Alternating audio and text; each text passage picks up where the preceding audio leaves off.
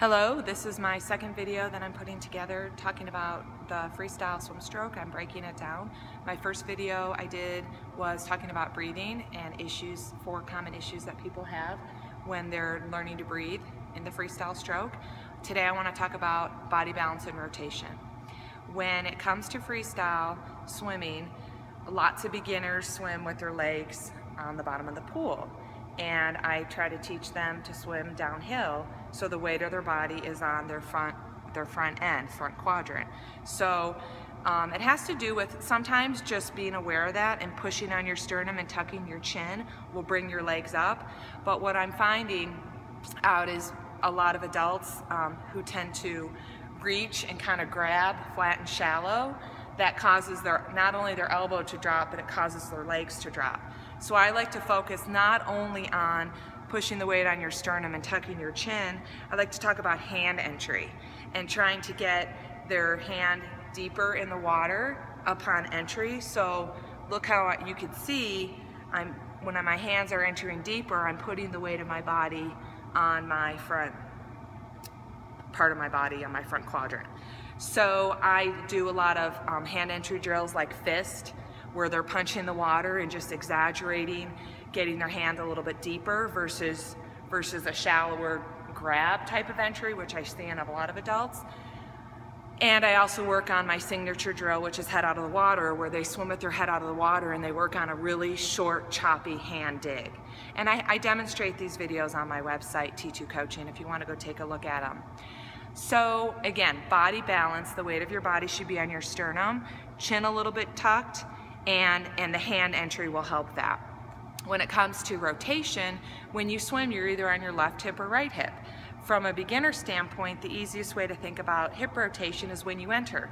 When you enter with your left hand, you rotate on your left hip. When you enter with your right hand, you rotate on your right hip.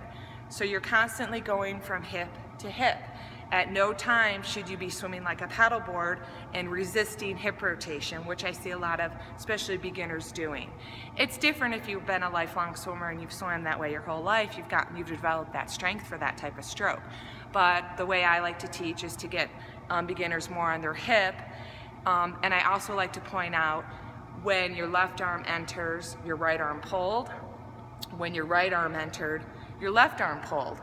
And it's the pull, that catch and that push, which makes up the pull, that drives your hip rotation. So that might be a little bit too complex depending on where you're at with your swimming stroke, but it's important to know that that pull is driving the hip rotation. Oops, the camera just fell.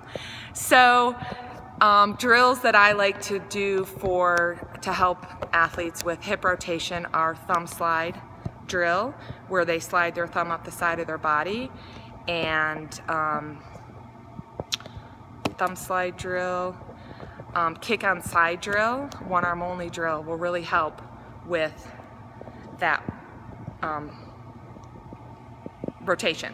Thumb slide, you're sliding your thumb all the way up the side of your body, you're getting your arm very close and not wide like a paddleboard. One arm only, one arm at your side, is you're really just focused on pulling with one arm at a time while one arm is at your side. Again, I have these videos on my website. Just having some technical difficulties here. And I don't know, it kind of depends on the athlete that I'm looking in the water, will dictate what kind of stroke drills that I give them. So if you have more questions about what I've already talked about, breathing the other day, body balance or rotation, take a video of yourself, upload it onto YouTube, send me the link, and I will provide you some feedback. Next up, in my next video, I'll talk about phase 1 of the freestyle stroke, which is the recovery phase. So take care, make it a great day.